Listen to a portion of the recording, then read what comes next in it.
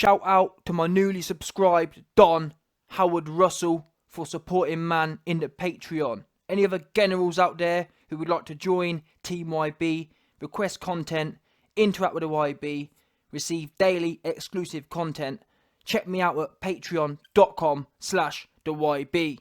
Andy Margin Boo Ruiz has broken his silence. He's heard the YB's videos. Andy Ruiz MIA, nowhere to be found, psychologically broken by the landlord himself, Anthony Joshua.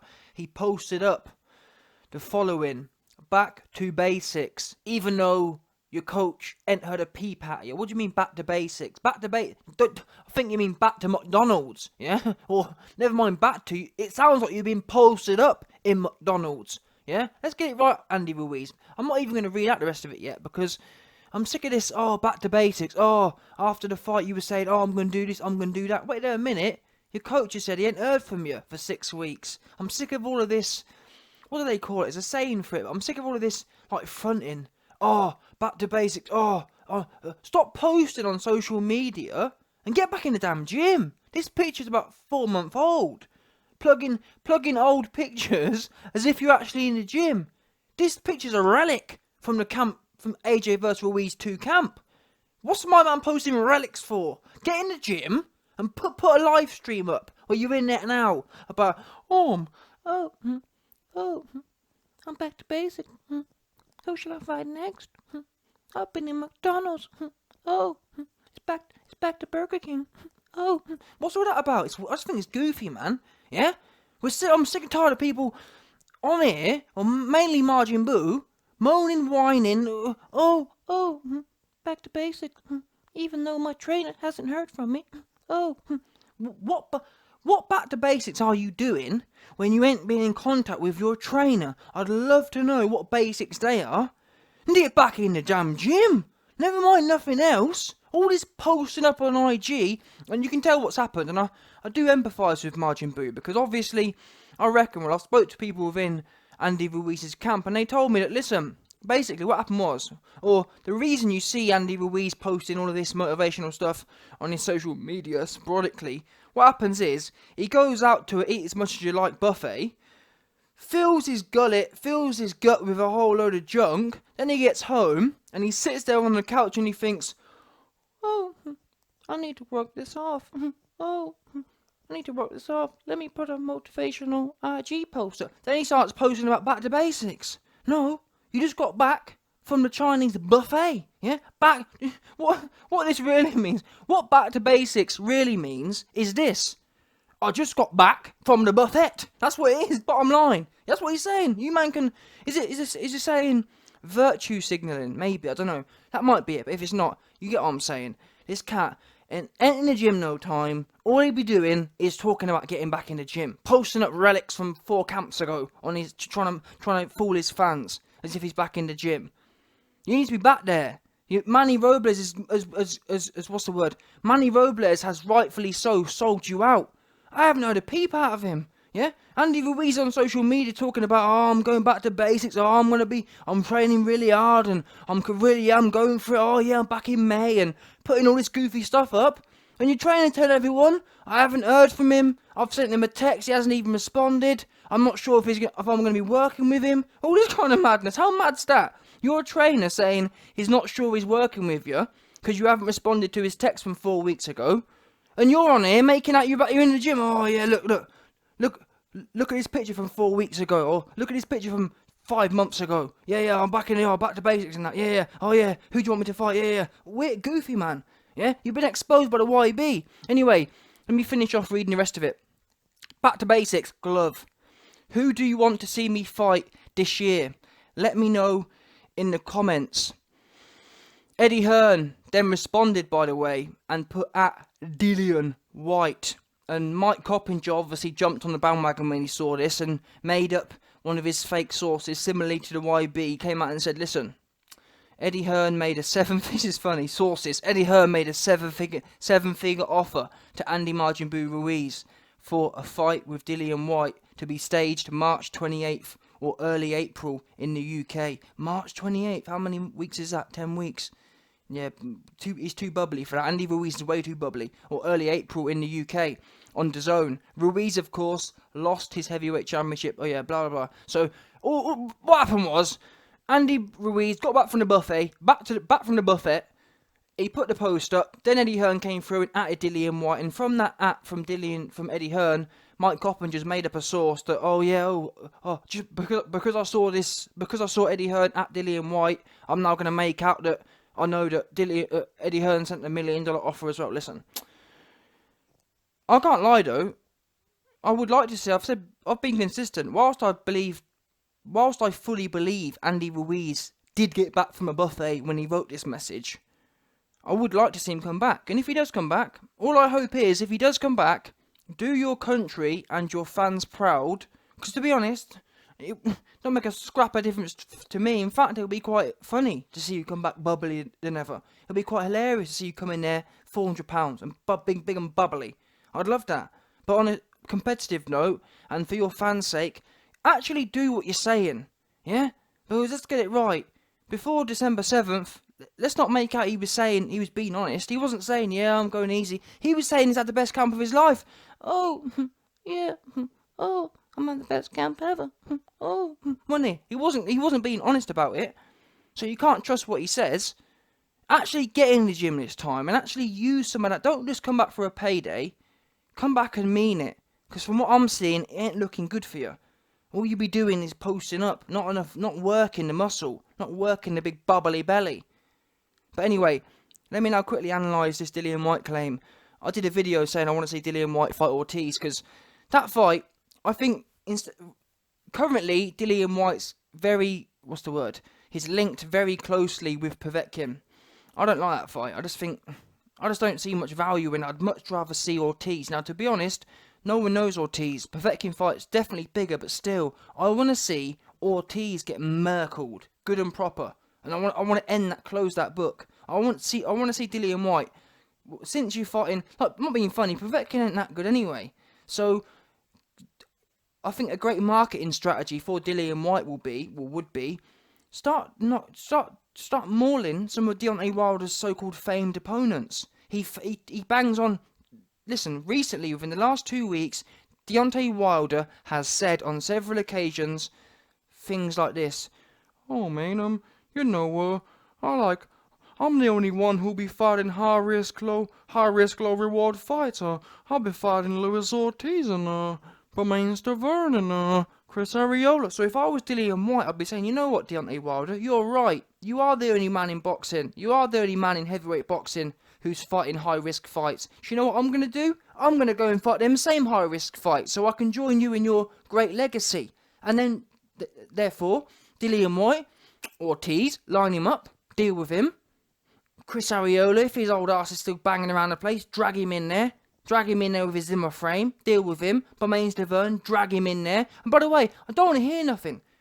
I'd rather see Dillian White versus Bermane Stiverne, just to show you, man. And you can bet your bottom dollar, Dillian White knocks Bermane Stiverne out. Oh man, Bermane Stiverne was Deontay Wilder took his best days, and that's the way you can't win with these cats. You can't win with these cats. Bermane Stiverne was no good before he fought Wilder, ever. Yeah? Ortiz was no good before he fought Wilder, ever. How about that? That's the bottom line. He was no good before, and he was no good after. Equally no good. Ortiz, no good. I want to see that, but anyway, that's not likely to happen because we know Dinosaur Ortiz is signed with PBC. So, taken out of the equation, that's my dream fight. Dillian White versus Dinosaur Ortiz, but that's not going to happen. So, putting that to one side, I do like Dillian White versus Ruiz. However, we do have to bear in mind that, well, from Andy Ruiz's point of view, I think it's a great fight because beating Dillian White, that literally puts him back in title contention, in my opinion. If Andy Ruiz beat Dillian White, he's on the doorstep for a title. In fact, in my opinion, he should be pretty much made mandatory on the spot. Because Dillian White should be made mandatory on the spot now for any title in the world. And maybe even Ruiz versus Usyk or Ruiz versus Dillian White. Any one of them two puts you bang on ready for a mandatory. So from Ruiz's point of view, I think that's a great fight. However, from Dillian Whyte's point of view, Dillian Whyte is already ready for a world title shot. So I'm thinking thinking more strategically or managerially from Dillian Whyte's point of view. Does he really want to be fighting Andy Ruiz? Now, if Andy Ruiz comes in there for £400, then he's still got a better chance. But still, we've just seen Dillian Whyte versus Marius Wack. I don't even a bubbly Andy Ruiz. Even if Andy Ruiz comes in there £300, if that Dillian Whyte turns up, he's getting merkled by Andy Ruiz. Hands just way too quick, and even your hands are too quick. But then again, of course, that was Dillian Whyte's worst form, and he had a bad camp and whatever. Fair enough, but still, Andy Ruiz versus Dillian Whyte is a 50-50 fight. Now I know historically speaking, Dillian Whyte ain't afraid of that stuff anyway, but still, do you really want to be doing that whilst you're on your world title? You're just about to get there. But then again, that's how Dillian Whyte's ran his career. He's ran his career based on fighting the best and not really being not being Deontay Wilder about things. Deontay Wilder's the kind of cat who sits there and calculates and thinks, Dillian Whyte had a left hook and Anthony Joshua has all the inside shots, so Daniel Dubois has a right hand and he sits there calculating the different shots he don't want to be taking.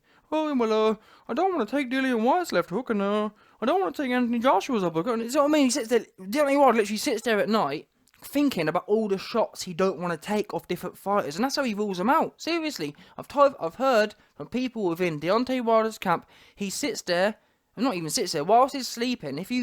I've heard from several members when Deontay Wilder's sleeping at night. Yeah, if you walk past his bedroom, you'll hear him just kind of mumbling. Obviously, he's not conscious. Obviously, he's sleeping. You'll hear him mumbling.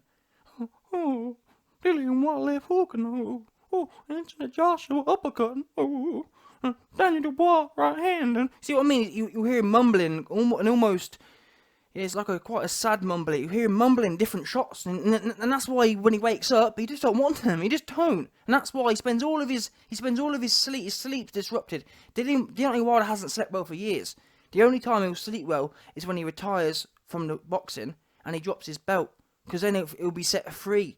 Because at the moment he's got a belt, he's got a target on his back. You've already heard him.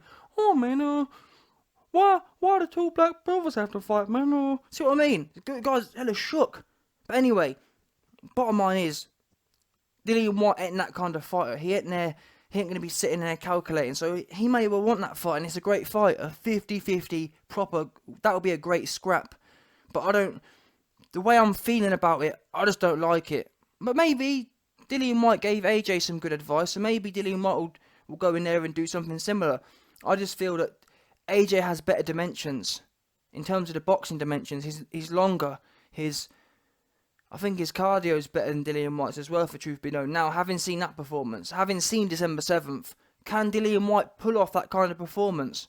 Hand on my heart, honestly, I haven't ever seen Dillian Whyte be able to box like AJ did on December 7th. However, until December 7th, I didn't know AJ could do it either. But AJ, in my opinion, is a different athlete. When you look at Dillian Whyte, I don't believe he is as genetically gifted as Anthony Joshua.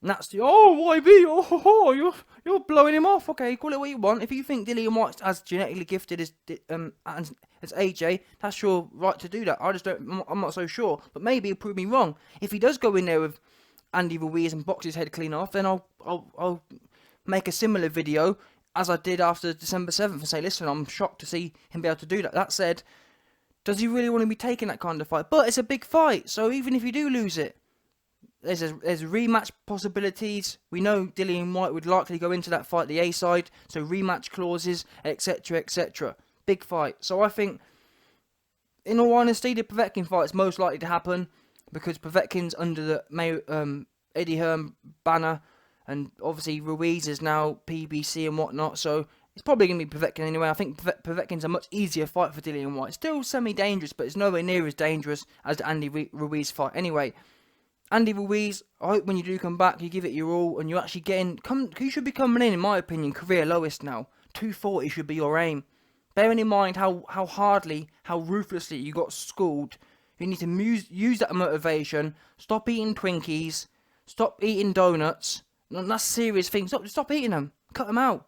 I think a great thing for Andy Ruiz would be turn vegan, man. You're gonna have to cut out the meat. Bottom line, I think, for you, because you're way too bubbly. 240 should be your aim, and that's heavy, by the way. 240 shouldn't even be your final aim. But for this next camp, 240 should be your goal. And in the next camp, it should be 230. I think there's no reason. If AJ can be 237, and he's 6'6", and a muscly dude, Andy Ruiz, you're all bubbly. You're just all dead weight. You should be no more than 230. And that's even at 230, Andy Ruiz will not look ripped. And that's 55 pounds away. So that's what we're dealing with here. Maybe it's too much to lose in this camp, but he needs to come in low, but he needs to lose a whole lot of weight. That needs to be his main focus for this next camp. And maybe, having said that, maybe Andy Ruiz shouldn't be coming in there with someone like Dillian White. Maybe this next fight, this next camp should be about, if you're really serious about boxing Andy Ruiz, if you're just coming for money, then do what you want. But I'm saying, if you're really serious about about your career, like Manny Robles has talked about, I think maybe this next fight shouldn't be a big one. Go away, fight a top 20 opponent, drag him in there, and focus on these next 2 camps, the next 12 months, focus on weight loss. Purely weight loss. And I'm not talking crash dieting. Crash dieting won't work. You've got to do it. You know what? Over this next year, we're going to lose £1 or £2 a week. Over this next year, we're going to lose £1 a week. And there you go, £50. Because £1 a week for that kind of guy, it won't be hard at all. At the start, it will be really easy at the start. But what I think happens is, someone like Andy Ruiz, he gets into camp and he thinks, oh, I'm going to lose £6 a week. And then by the time you've done that, you're drained and you're tired and you're depressed. And then you go on a binge afterwards. No, do it really slowly, really gradually. And then, when you get to 230, you can start maintaining again. And start oscillating around 230, 235.